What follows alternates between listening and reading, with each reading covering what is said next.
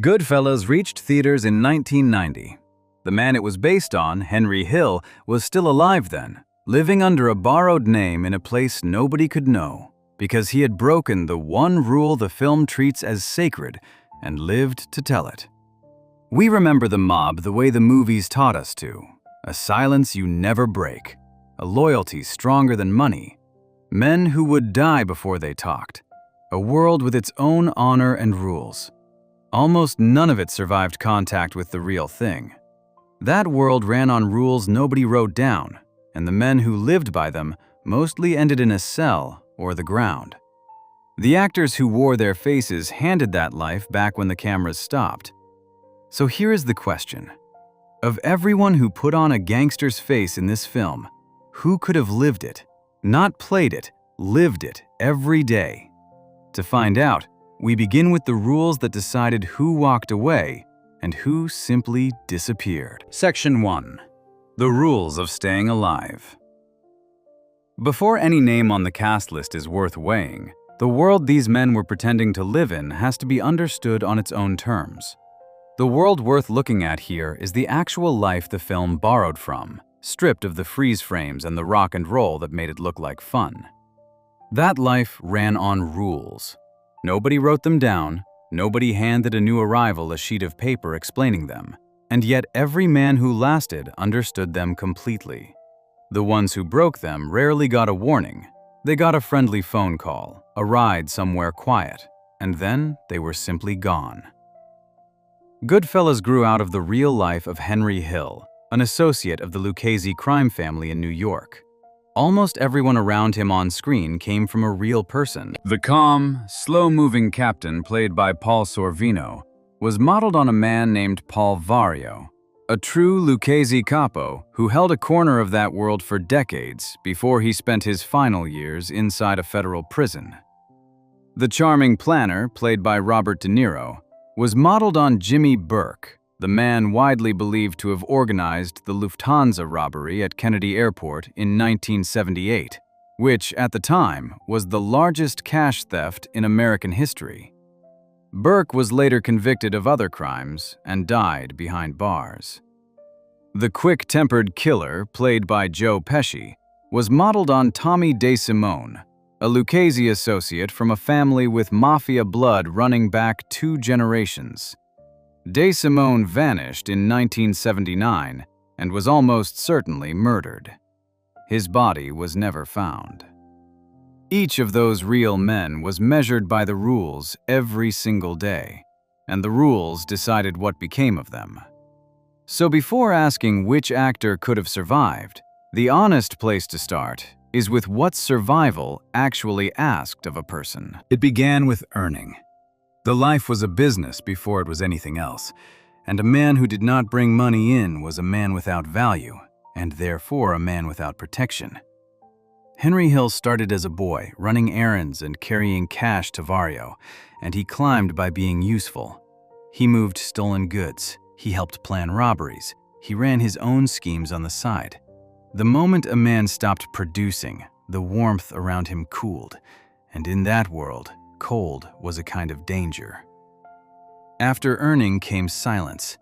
The old word for it was omerta, and it meant a man kept his mouth shut no matter what it cost him. He did not talk to police. He did not explain himself to outsiders. He carried what he knew to his grave if loyalty required it. Henry Hill broke this rule near the end of his run, and the only reason he lived to grow old was that the federal government hid him inside its witness protection program. Breaking the silence saved his life and ended it as a free man in the very same stroke. Violence sat at the center of everything, though the rule was never simply about being willing to hurt people. Almost anyone in that world could manage that much. The harder skill was control, knowing when force served the family and when it only invited disaster. Tommy DeSimone is the clearest lesson in the film and in the record behind it. He was fast to kill and slow to think, and that combination doomed him even though it wore the appearance of strength. He murdered a made man named Billy Batts, a soldier in the Gambino family, And that single reckless act set in motion the revenge that most likely ended his life. The Bat's killing points straight to another rule, the one about respect and order. The Mafia was a strict ladder. A made man stood above an associate, and the line between them was close to sacred. Billy Batts was untouchable in a way Tommy refused to accept, and the price for crossing that line was death. A man who could not feel where he stood on the ladder, who could not swallow an insult from someone above him, did not last long. Holding all of this together was nerve. The life was soaked in fear and suspicion. A knock at the door could be a friend or an execution. A summons from the boss could mean a promotion or the end of everything. Men lived for years inside that pressure, and the ones who survived were the ones who could carry the weight without cracking, without drinking themselves senseless, without letting the paranoia twist them into someone unpredictable and therefore unsafe to keep around. Earning, silence, control, respect, and nerve. Those were the real conditions of staying alive, and they came with a hard footnote. Following them did not guarantee a soft landing. Vario died in a cell. Burke died in a cell. Hill survived only by vanishing into a new name and a borrowed life, far from everyone he knew. In that world, survival rarely meant a happy ending. It meant staying above ground and out of a courtroom longer than the men who were careless. And even that was a thin and temporary kind of winning. What makes this particular film stranger than almost any gangster picture ever made is what Scorsese did with the background. He did not fill it with ordinary extras pretending to be tough. He brought in real mob figures, genuine men from that life, to sit at the tables and stand in the crowd. The casting was so authentic that when the studio tried to put these men on the payroll and asked for their social security numbers, several of them could not produce a real one and simply recited strings of random digits until somebody told them to stop. That detail matters far more than it first appears. It means the actors at the heart of this story were never performing in a vacuum. They were working a few feet from the very kind of men the question is about. The standard for survival was not invented for a screenplay. It was sitting in the room, watching, occasionally amused. So the question of which actor could have lasted in that life is not an idle game. It can be held up against the real article, because the real article was there the whole time, close enough to touch. The rules were simple to say and almost impossible to live, and the men who wrote them in blood are gone now. What remains is the question of which of the actors who wore their faces could have lived by them. The search begins with the one who grew up closest to the real thing, in the back streets of Newark, where a young Joe Pesci already knew men exactly like the one he would one day play. Section 2. The Newark Kid Who Already Knew Them. Newark in the years after the war was a working city, packed tight with families who had come over from southern Italy and Sicily and built their lives a few blocks at a time. The streets had their own order. Some men worked the docks and the factories and the corner shops, and some men worked at things that were never spoken about directly. And the two kinds often lived in the same building and prayed at the same church. A child growing up there did not need anyone to explain who was who. The information arrived quietly, through the way grown men spoke to one another, through who got respect on the sidewalk, through which doors a boy was told never to knock on. Into that city, on a winter day in 1943, Joseph Frank Pesci was born. His parents were ordinary working people. His father drove a forklift and tended bar, and his mother cut hair part-time. They wanted something better for their son than the jobs that had worn them down, and they decided early that show business might be the way out. By the age of 5, Pesci was performing on a television variety program for children broadcast out of New York. He did not enjoy it. Years later, he said plainly that he had grown up in the business and had been given no choice in the matter. and that if anyone had asked him, he would have picked a calmer life somewhere far from the spotlight. The road from that child performer to the screen was long and mostly invisible. Through the 1960s, Pesci tried to make it as a singer, releasing a record under the name Joe Ritchie and playing guitar in bands, including a stretch alongside the group led by Joey D. He teamed up with a friend named Frank Vincent for a comedy and music act that never quite caught fire. For roughly 15 years, he scraped by on the edges of entertainment, taking small parts and odd jobs, until a low-budget crime film called The Death Collector finally put him on a piece of celluloid that the right people happened to see. Two of those people were Robert De Niro and Martin Scorsese, who pulled him out of obscurity for Raging Bull. A decade after that came the role that would define him. What Pesci carried into Goodfellas was something a research trip could never have bought. He did not have to study how these men moved or joked or turned dangerous in the space of a single sentence, because he had spent his boyhood a few feet away from exactly that. He knew the rhythm of their humor, the way a friendly story could tip into a threat and back again, the particular warmth that hid a warning underneath it. Scorsese, who chased authenticity harder than almost any director alive, recognized what he had. The men from that real world who saw the finished film reportedly praised how closely Pesci had captured the personalities they knew, which is a strange and telling compliment, because those were not men who handed out praise lightly. The scene that proves the point is the one everyone remembers. Tommy tells a funny story at a crowded table. Henry laughs and tells him he is a funny guy, and Tommy goes cold. He asks, with a flat and frightening calm, what exactly is funny about him?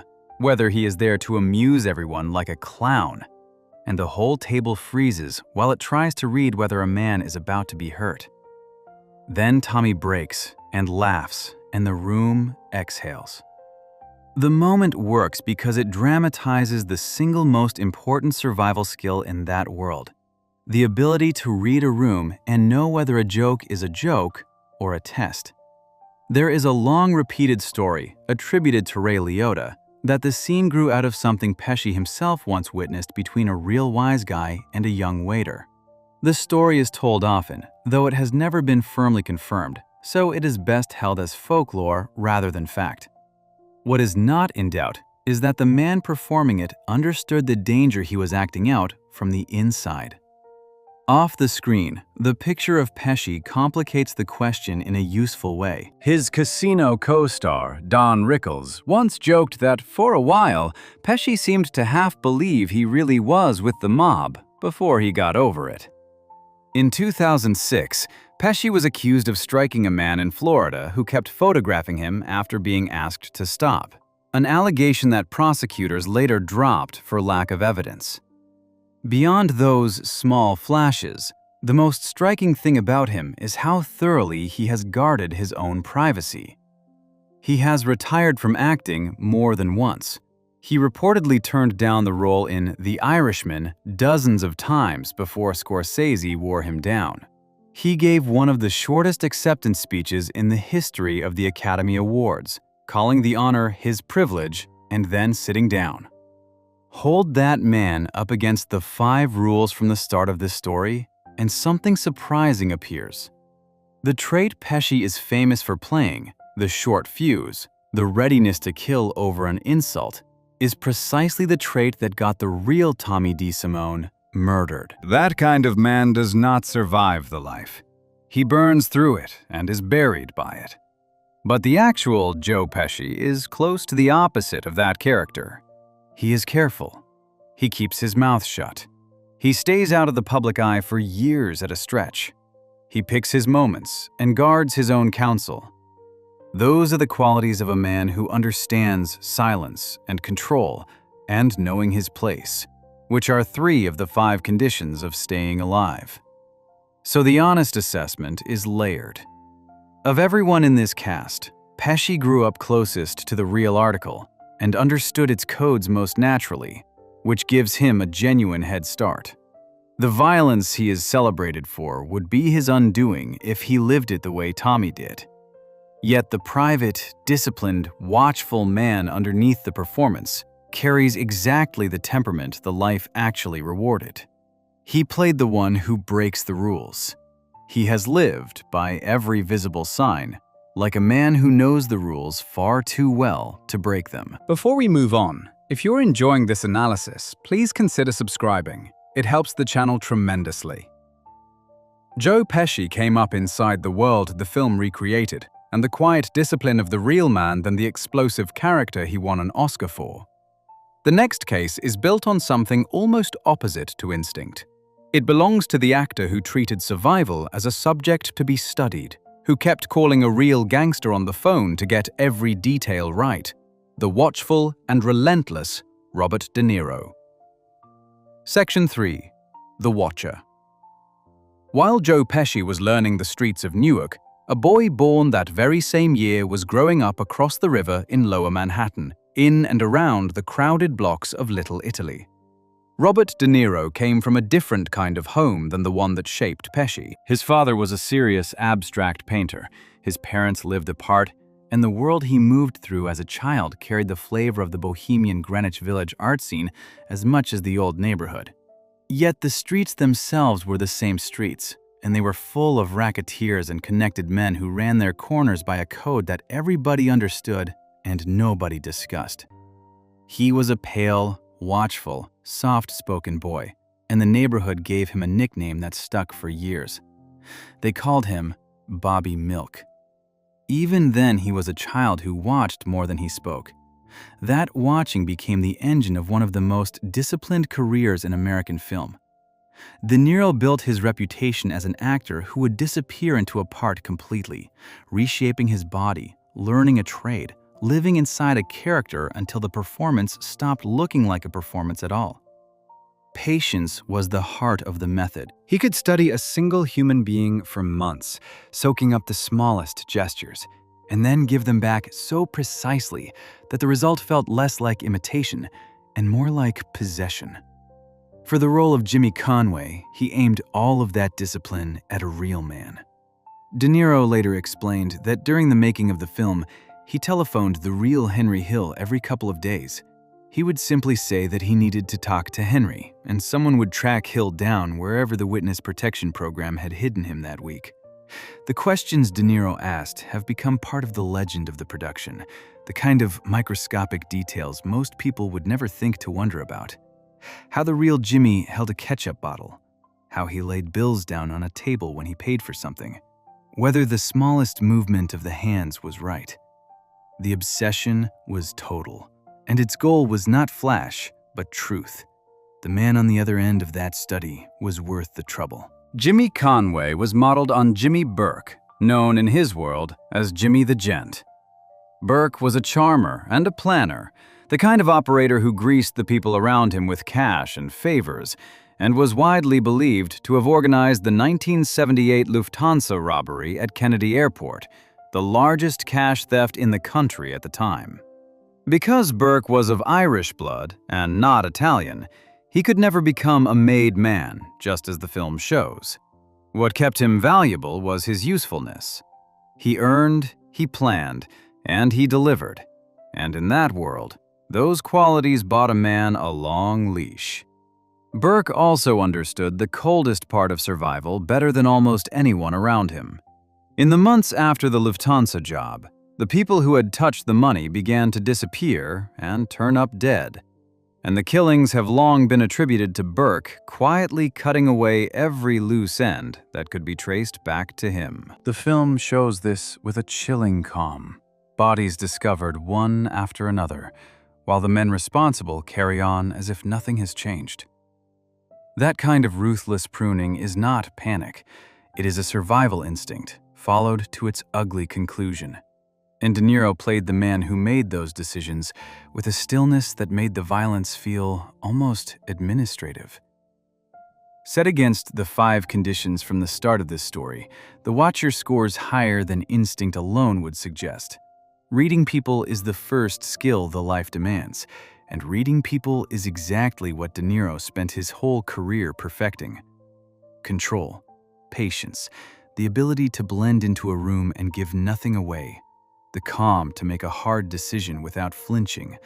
All of these belong as much to the disciplined operator as to the great actor. By the visible measure of his real temperament, De Niro is low in volatility, careful in his choices, and relentless in his preparation. Of the men at the center of this cast, his studied composure fits the role of the planner and earner who outlasts the hotheads far better than borrowed rage ever could. The trouble lives in the difference between studying a thing and being it. His gift works by watching the life from a careful distance rather than living inside it. A watcher always keeps a thin sliver of separation, a place to stand and observe, and that separation is the very thing the life does not allow. The real world offers no rap date and no chance to hand the part back. It asks a man to do the cold work himself, not to study someone else doing it and reproduce the gestures. Whether the observer could ever stop observing and become the participant is the honest question that hangs over his case. There is a harder reminder buried in the man he played. For all his discipline, all his planning, all his instinct for cutting loose ends, Jimmy Burke still died inside a prison cell. The smartest and most controlled survivor in the room used every advantage he had and bought himself time, and time was all it ever bought. To embody Burke completely, as De Niro did, is also to embody a man whose survival was only a longer delay before the same ending found him. The assessment, then, lands somewhere thoughtful rather than simple. De Niro carries the strongest survival temperament of the leads, the cool head and the patient discipline that the life genuinely rewarded. Qualities far more useful than the explosive nerve that gets men buried young. He could plausibly become the controlled operator, the one who plans and earns and keeps his counsel. The shadow over him is the watcher himself, the part of him that always stands a half step back to study the room, because the life has no room for an observer. It only has room for men who step all the way in and never get to step out again. Robert De Niro turned survival into a subject and studied it like a craftsman, mastering the cold discipline of the planner who outlasts the reckless, while carrying the watcher's habit of standing just outside the thing he records. The next man could not have stood at any distance at all, because he was inside the role completely, living a real criminal from the inside out. Strangely, he was also a man who said he had never thrown a single punch in his life, which makes the case of Ray Liotta the most surprising one yet.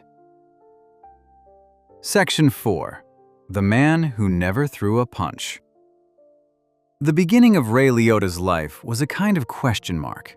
He was born in Newark in the winter of 1954 and given up almost at once, and at 6 months old, he was adopted out of a local orphanage by a township clerk and a man who ran auto parts stores. They later adopted a daughter as well, and Liotta grew up in a stable and loving home a few miles outside the city. Still, the fact of where he had come from stayed with him always. He knew he was adopted from the time he was very small, and he once spoke about it for a school show and tell when he was barely old enough to grasp what it meant.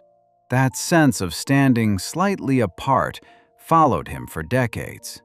His adoptive father was the son of Italian immigrants, and his adoptive mother was of Scottish descent. And for most of his life, Liotta believed he carried Italian blood of his own. Only in middle age, after he tracked down his birth mother, did he learn that his real ancestry was almost entirely something else. He had spent years feeling like a piece of a world he was never quite born into, close to it and shaped by it, without ever fully belonging.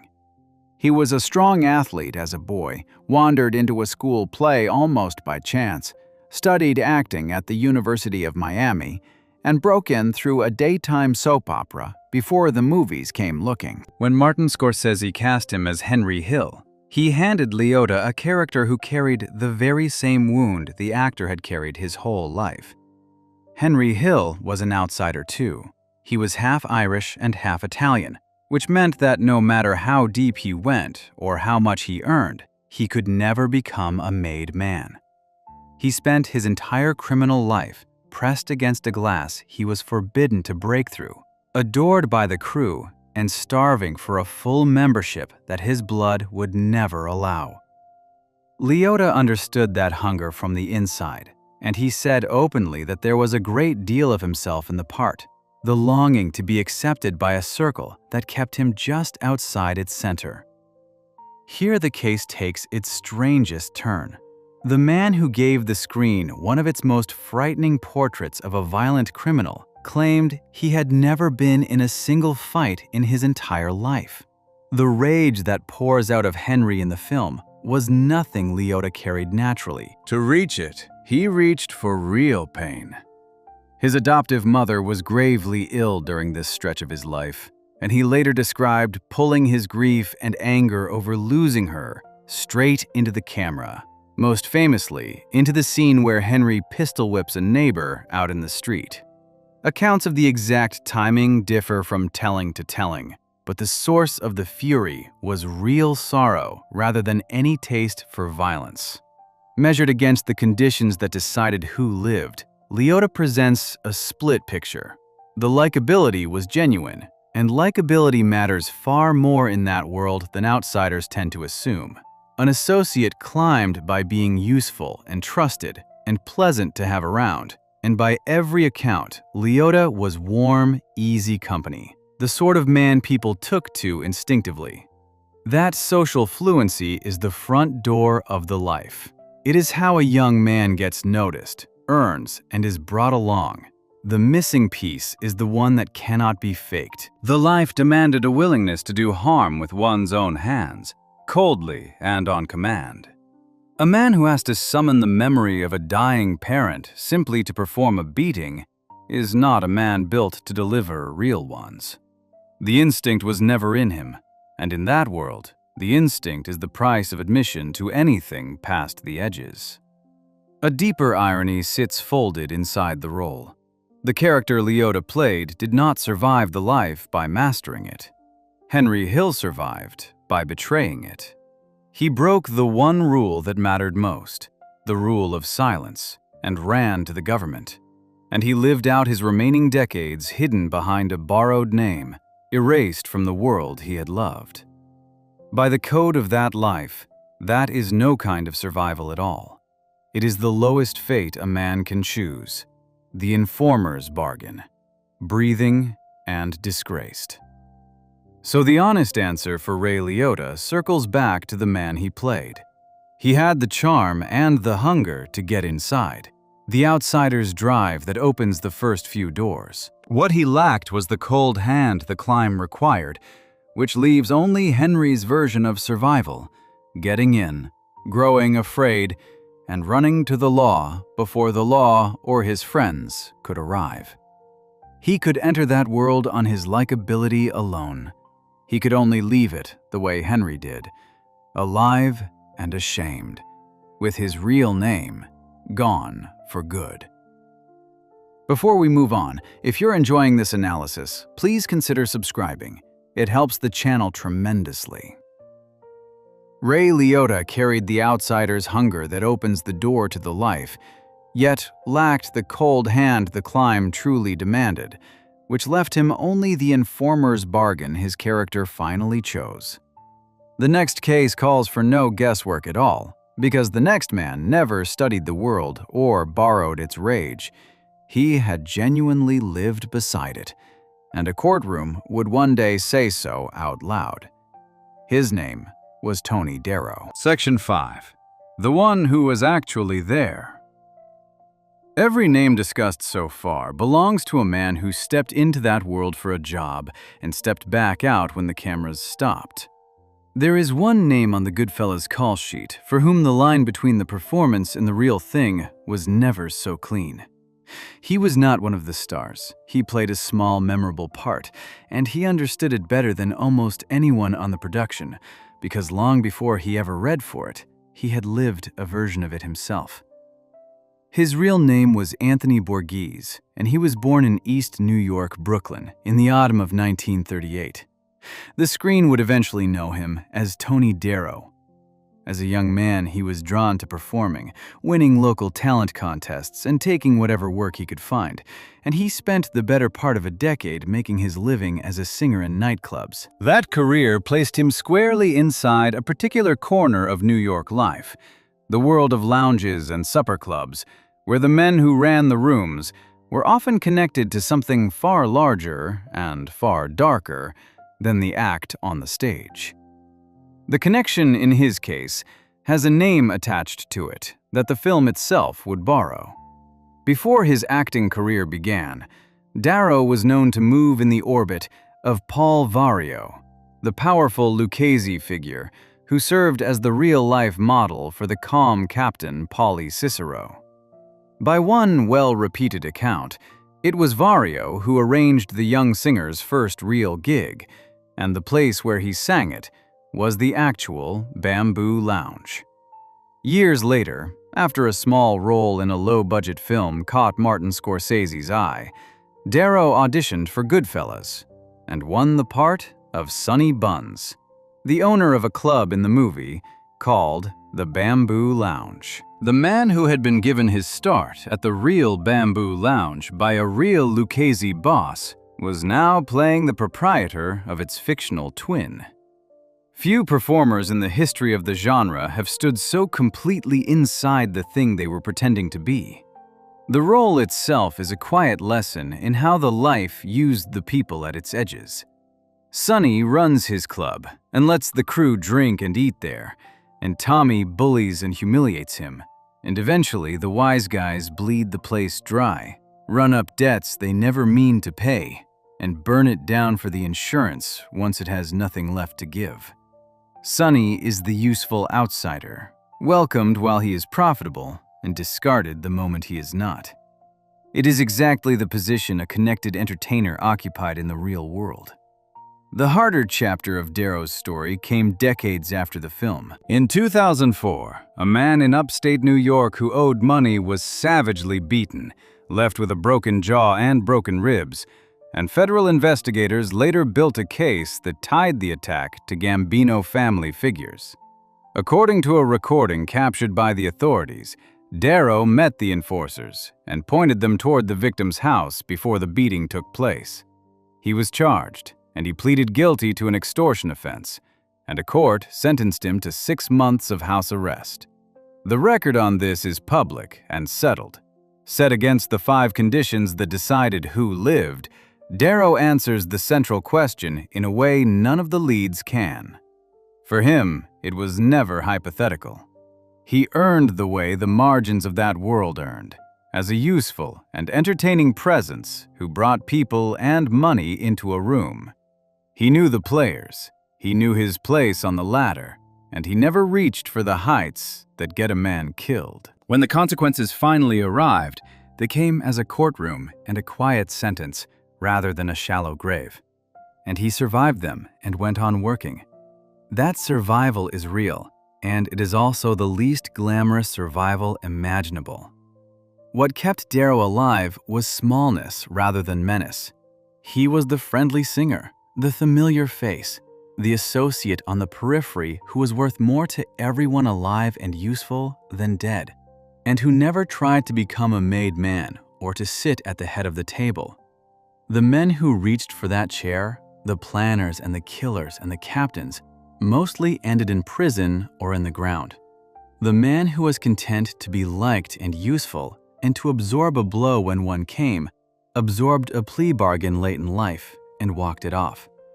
So the strongest answer to the question, at least up to now, is the man who was never the point of the movie. Tony Darrow could survive real mafia life because in every meaningful sense, he already had, moving through its rooms for years, taking its lessons to heart, and coming out the far side older and still standing. The price was that survival of this kind asks a man to stay forever in the second row, never grasping for the thing that turns useful men into dangerous ones. Tony Darrow survived that world by staying useful, well-liked, and small enough to be worth keeping alive, which is the realest answer the question has found so far. The next two men also came from the world of stages and song rather than the street. Performers first and tough guys second. What their years of reading a live crowd taught them may matter more than it appears in the linked cases of Frank Vincent and Frank Severo. Section 6. The performers in the crew. The world this film recreated did not run on muscle alone. It ran on rooms, on clubs and lounges and back tables. And those rooms needed music and laughter and a friendly face on a small stage. Some of the men who filled out the Goodfellas crew came up in exactly that part of the life, as entertainers who learned to hold a crowd long before anyone handed them a script about gangsters. Two of them carried the same first name, and their stories sit close together for a reason. Frank Vincent was a musician before he was an actor. He played drums, he led bands, and in his younger years, he built a vaudeville-style comedy and music act with a friend who would later become one of the most famous tough guys in film history. That friend was Joe Pesci. The two of them performed together on small stages for years, reading audiences night after night, learning the exact timing of a joke and the precise moment a room turned warm or cold. What makes their bond strange is what they did with it once the movies arrived. The same two men who had been affectionate stage partners spend much of their later careers playing characters who brutalize one another. In Goodfellas, Vincent played Billy Batts, a made man in the Gambino family who taunts Pesci's Tommy in a crowded bar, telling him to go home and fetch his shine box, a cruel reminder that Tommy had once shined shoes as a boy. The insult costs Batts his life. Years later, in The Sopranos, Vincent played a crime boss whose violent end was staged as a deliberate echo of that very death. He kept dying at the symbolic hands of his old friend, again and again on screen. Billy Batts is a quiet lesson in how an inside man can fall. Batts was no weakling. He was a made man, protected by rank, standing above Tommy on every rung that mattered. What killed him was a failure to read the room. An inability to sense that the man he was humiliating was unstable enough to throw away the rules and kill him for it. The irony is that the actor playing him had spent a lifetime mastering the one skill Batts lacked: the entertainer's radar for the temperature of a crowd and the danger in a single face. The second, Frank came to the work from a different door. Frank Severo was born in Sicily and built a long career as a character actor. And in Goodfellas, he played Frankie Carbone, a member of the crew who takes part in the Lufthansa robbery and is then killed in the purge that follows, his frozen body discovered in the back of a meat truck. Carbone is the other way an inside man dies. His own side killed him, cutting him away as a loose end the moment he became more dangerous alive than useful. Severo's own story carries a detail that says a great deal about the difference between living the image and living the life. Years after the film, he sued the makers of The Simpsons, claiming that a small cartoon mobster named Louie had been based on him and the persona he had built, and he asked for a sum reported at $250 million. A court rejected the claim. The man had fused so completely with the wise guy image that he went to law to defend his ownership of it. His instinct to protect his turf was real, and it expressed itself the way a modern professional protects a brand, through lawyers and a courtroom, rather than through anything that would have carried weight on the street. Measured against the conditions that decided who lived, the two performers share a genuine asset. The radar that lets an entertainer read a crowd, control his own presentation, and hold his nerve in front of a hostile room overlaps with the social intelligence the life demanded. A man who can sense a shift in mood and adjust before anyone else notices carries a real edge in a world where misreading a room got people buried.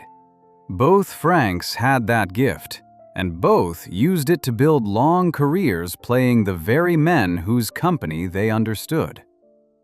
The limit is the same one that keeps reappearing. Simulating menace is a craft, and being menace is a fate. And the life punishes the gap between them without mercy.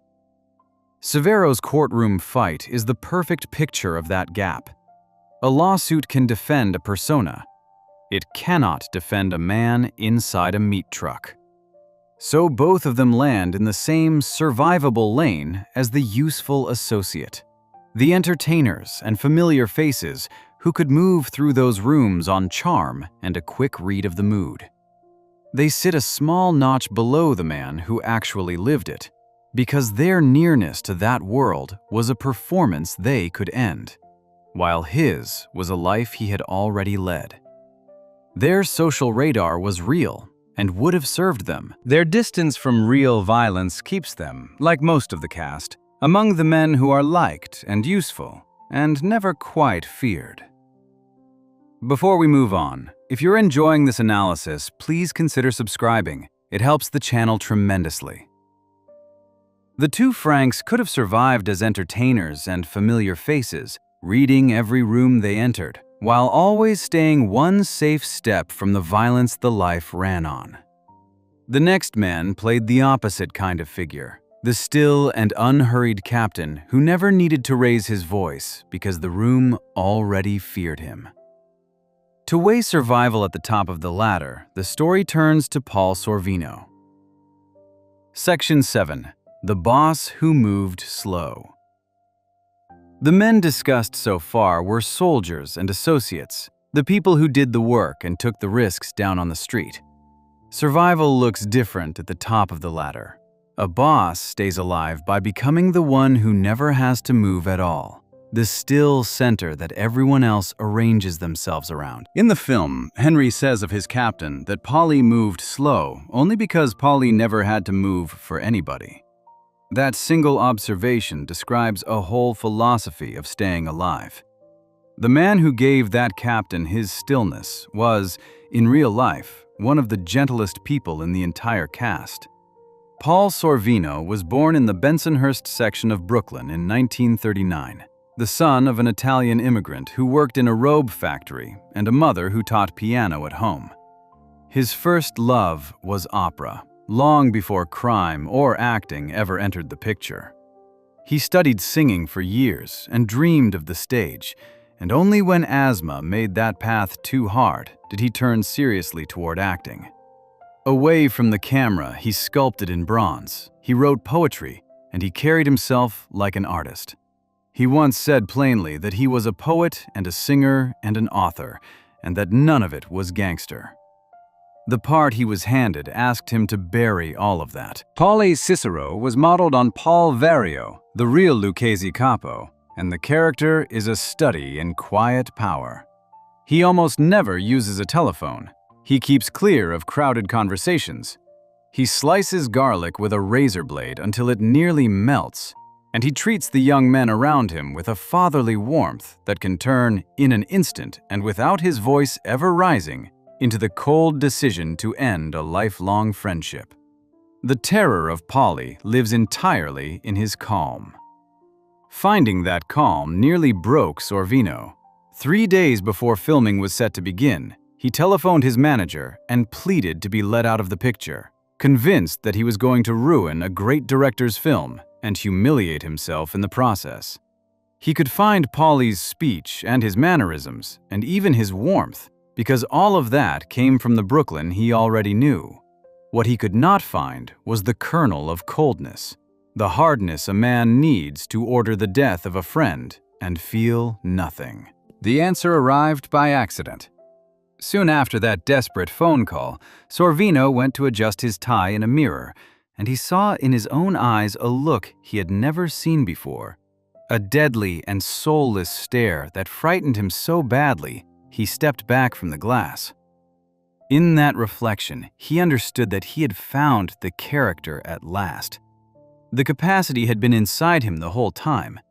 The trouble was that meeting it scared him. Held against the conditions that decided who lived, the boss occupies the safest seat in the entire structure. He survives precisely because he keeps his distance from the dirty work. Others carry out the violence on his behalf, while he keeps his own hands clean.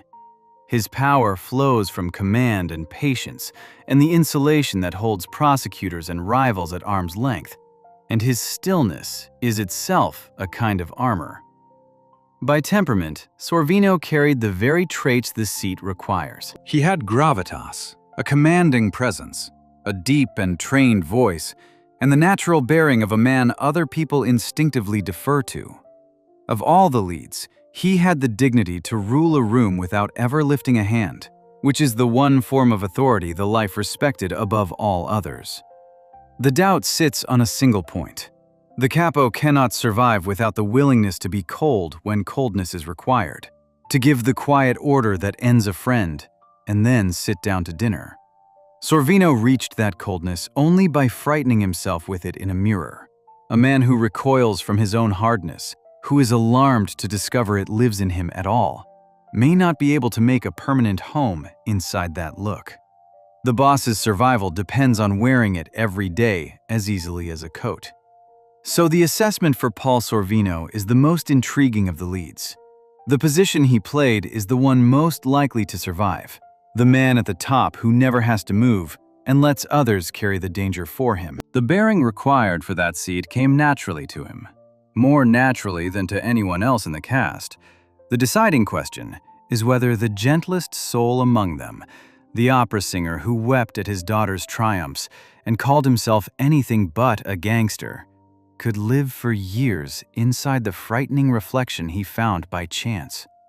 He could clearly summon it once. The life would have asked him to never let it go. Paul Sorvino had the rare bearing of a man built to command rather than to fight, the safest seat in the whole structure, shadowed only by the question of whether so gentle a man could wear its coldness for good. Every case so far has measured survival as a man's problem, a matter of fists and nerve and rank. The next case changes the question entirely, because the person who survived the real story did so by leaving it in the quiet and overlooked example of Lorraine Bracco. Section 8. The exit nobody counts as survival. Every case so far has treated survival as a contest among men, a matter of fists and nerve and rank, of who could be cold enough and useful enough to last on the ladder. The real story behind the film contains a different kind of survivor, one the code of that world would never honor and never even recognize. This survivor outlasted the others by walking away from the entire life rather than by mastering it. The person who shows it most clearly is the one Lorraine Bracco played. Karen Hill was no innocent bystander. The real woman married into the life with her eyes open, and she became part of it. She hid weapons when they needed hiding. She handled money. She lived for years inside the constant fear the film captures so well. The knock at the door. The friends who might become executioners overnight. When Henry finally turned informant to save his own life, Karen went into the witness protection program alongside him, surrendering her name, her home, and every familiar face she had ever known. Most men of that world stayed bound to it until it killed them. Karen left it completely, and that is exactly why she lived. Bracco brought to the part a life that had already taught her about reinvention. She was born in New York in 1954 and raised on Long Island, and before acting ever found her, she spent more than a decade as a fashion model in Paris, appearing on the covers of the biggest magazines in the business. That European polish was part of what made her right for Karen, a woman dazzled by a world of money and danger. Her performance earned an Academy Award nomination, and in a small private touch, her own 2 daughters played the young Karen at different ages. What gives her case its weight is what happened to her after the triumph. Through the 1980s, Bracco was in a long relationship with the actor Harvey Keitel, and when it ended, the two of them fought a brutal custody battle over their daughter. The fight dragged on for years, cost her around $2 million in legal fees, and eventually drove her into bankruptcy. In the same stretch, she sank into a serious clinical depression, later describing how she lost close to a year of her life to it, and how the stigma around getting help almost stopped her from reaching for it at all. The way she came through that wreckage is the heart of her survival profile. She came through it by endurance rather than by becoming harder or angrier or more ruthless. She got treatment. She slowly rebuilt her finances and her sense of herself, and then she reinvented her whole career. The role that lifted her back up was, of all things, another trip into the mob world, the psychiatrist, Dr. Melfi on The Sopranos, a part that restored her security and made her the only actress to stand at the center of both the greatest mob film and the greatest mob television series. Endurance and reinvention carried her where confrontation would have buried her. Held against the 5 conditions from the start of this story, Karen and the woman who played her quietly break the frame. Those rules were written for men climbing a ladder, and silence and nerve still matter inside them. The decisive survival skill in Karen's story is something the code could never teach. The judgment to recognize the exact moment when loyalty has become a death sentence, and the will to abandon everything before that moment passes. Pride, the hunger for respect, the rigid pull of rank, all the things that defined the men, were the very things that kept them from using the only door that led out alive. The ones who could not leave died young or grew old in cells. The one who left grew old free. There is a hard price stamped on this kind of survival. It costs a person the entire self, a new name, an erased history, a life rebuilt from nothing in some place where no one knows what came before. The men of that world would sneer at it and call it the coward's road, the rat's door, the opposite of everything they claimed to believe. The trouble for them is that the question was never about honor or pride. The question was only ever about staying alive. And measured against that single hard standard, the woman who walked away outlasted nearly every man who refused to. So the survival that nobody in that world would respect turns out to be the most reliable survival of all. Lorraine Bracco, through Karen Hill, and through the wreck and recovery of her own life, carries the instinct for the exit more surely than most of the men carried their fists. She represents the one move the whole structure was built to prevent, and the one move that actually worked, which was walking out the door while there was still a door to walk through. Before we move on, if you're enjoying this analysis, please consider subscribing. It helps the channel tremendously. Lorraine Bracco points to the survival the code despised and the life secretly required, getting out the door while a door still remained. Yet for one group on this production, none of this was ever a question to be measured. They had already lived it, survived it, and walked onto a film set still carrying it. The real wise guys Scorsese hired to stand in the background. Section 9. The real wise guys on set. For all the careful study and preparation that went into the performances, the most authentic survivors of real mafia life on this production never spoke a line. They filled the background. They sat at the card tables. They crowded the bars. They stood in the corners of the frame. And they were there for one reason. Martin Scorsese wanted the world of the film to feel real, down to the faces in the crowd. And the surest way to make a gangster picture feel real was to fill it with actual gangsters. The film's co-writer, Nicholas Pileggi, later recounted how the casting actually worked. Word went out into that world that anyone who wanted to appear in the movie should come down, and the men came. Scorsese brought in something like half a dozen of them straight out of prison, and by some accounts, more than a dozen real figures from the life ended up working on the production in one capacity or another. They needed no script to teach them how a wise guy carried himself, because the way a wise guy carried himself was simply the way they had always moved through a room. One detail from that hiring has become a small legend, and it says more than any performance could. When the studio tried to put these men on the payroll, the accounting department needed social security numbers, the way it would for any working extra. The wise guys could not supply them. Asked for the digits, They began reciting long strings of random numbers, more and more of them, until somebody finally told them to stop because they had given far too many. Every name these men owned had been borrowed or invented at some point, and a genuine number tying them to a single fixed identity was not something they kept handy.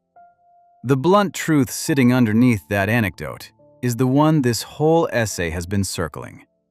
These men needed no method and no mirror. They had already lived all 5 of the conditions that decided who survived. They had earned. They had kept their silence. They had aimed their violence well enough to still be breathing. They had respected the order of things. And they had carried their nerve through years of fear. The proof of all of it was that they were alive to collect a day player's check. While the famous actors an arm's length away reached for the truth of that world through study and grief and frightening looks in the mirror, the real article sat at the next table, quietly amused, having passed the test long ago. How thin the line was between the two groups is the part that lingers.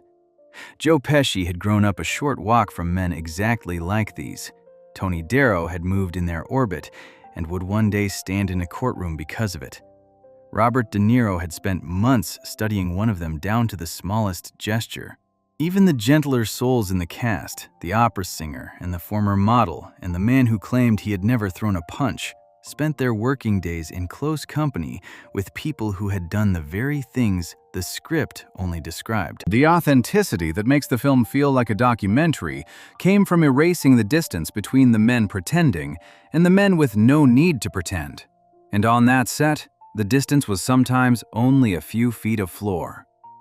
Yet even these survivors carry the hard lesson buried at the very start of this story. They were hired in large part out of prison. Their survival of that life had not made them rich or safe or free. It had carried them through, and then it had set them down as middle-aged and older men taking background work in a movie about the world that had used them up. Some had done their time. Some would go back. The money that had once flowed through their hands was gone. The power had faded. And what remained was a steady afternoon's pay for standing in a crowd scene and being, for once, exactly what they already were. Survival in that world was always real and always partial, a way of staying above ground rather than a path to anything that lasted. So the truest answer to the question was never going to be a single famous name in the credits. The men most able to survive real mafia life on that production were the ones who had already done it. The nameless figures in the background whose presence made everything around them believable. They were the living measuring stick, and the cost of their survival was written plainly on the payroll sheet they could not honestly fill out. A record of men who had lasted by never letting the world pin down who they really were. The actors had to imagine all of that. These men had simply lived it and lived through it, which is a different and far heavier thing. The real wise guys in the background had already survived the life and carried its full cost, standing as the silent measuring stick against which every performance was judged. All that remains now is to gather the cases together and answer the question directly. Out of everyone who wore a gangster's face in this film, who among them could truly have survived the real mafia? Section 10. The verdict. The question that opened this story was a simple one. Out of all the people who wore a gangster's face in Goodfellas, who among them could truly have survived the real mafia? After walking through every case, the answer is clearer than it first appeared, and it is not the answer the movie itself would lead anyone to expect. The standard never changed. Survival in that world demanded a person who could earn, keep his silence, control his violence, respect the order of things, and carry his nerve through endless fear. Measured against those 5 conditions, the famous faces sort themselves out quickly. Ray Liotta sits at the bottom, and the reason is almost tender. He had the charm and the outsider's hunger that opens the first doors. Yet the capacity for cold violence was simply absent in him. and a man who has to borrow a dead parent's grief to fake a beating cannot deliver real ones on command. The only survival available to him is the one his character chose: getting in, growing afraid, and running to the law, alive and erased. The two performers, Frank Vincent and Frank Severo, sit a little higher. Their years of reading live crowds gave them a real radar for the temperature of a room, which is a genuine survival tool. Their distance from real violence keeps them in the lane of useful, well-liked faces who could move through those rooms without ever being feared. Paul Sorvino and Robert De Niro share the most interesting middle ground, because each came close to a true survivor's profile, and each fell short on a single point. Sorvino had the rarest gift of all, the bearing of a man built to command rather than to brawl, which is the safest seat in the entire structure. The coldness that seat requires frightened him so badly when he found it that the question of whether he could wear it every day stays open. De Niro carried the discipline, the patience, and the cool head of the planner who outlasts the hotheads, the strongest survival temperament among the leads. The watcher in him always kept a half step of distance, and the life had no room for a man who stood slightly outside it. Joe Pesci rises near the top, and the reason is the quiet paradox at the heart of his case. He grew up closest to the real thing. He understood its codes in his bones, and the temperament he has shown across his actual life, private, careful, disciplined, and silent, is precisely the temperament the life rewarded. He played the man who breaks every rule. He has lived like a man who knows the rules far too well to break a single one of them. Tony Darrow stands above all of them as the clearest answer, because for him, the question was never hypothetical. He moved through that world for years. He was tied to a real Lucchese figure, and decades later, a courtroom confirmed how real those ties had been. He survived it by staying small, useful, and well-liked, by never reaching for the chair that turns useful men into dangerous ones, and by absorbing a quiet sentence late in life rather than a bullet in his prime. Among everyone who wore a gangster's face in the film, he is the one who most plainly could have lived that life, because in large measure, he already had. And then there is the answer that sits above even him, the one the code of that world would spit at. Lorraine Bracco, through Karen Hill, points to the single most reliable survival in the whole story, which was the exit. The judgment to recognize when loyalty has become a death sentence, and the will to abandon everything and walk out the door, kept Karen alive, while the proud men who could not leave died young or grew old in cells. By the only standard that ever mattered, staying above ground, the one who walked away outlasted nearly all of them. The deeper truth underneath the ranking is the one the movie hides behind its style. The film sells the killers and the bosses as the men who owned that world, and the genre teaches audiences to admire exactly the traits that got people buried: the quick temper, the readiness for violence, the hunger for respect and rank. The real survivors were the opposite kind of people. They were the careful and the useful, the men who stayed in the second row, the woman who read the moment and left, and the nameless figures Scorsese hired out of prison who had lasted by never letting anyone pin down who they were. The life devoured its stars and spared its margins. So the honest verdict names Tony Darrow as the actor most able to survive real mafia life, with Joe Pesci close behind him on temperament. And it admits that the surest survival of all belonged to the one who understood that the only way to win that particular game was to stop playing it. The flash was always a kind of dying. The survival was always quiet. If you enjoyed this breakdown, make sure to subscribe. Thanks for watching, and I'll see you in the next one.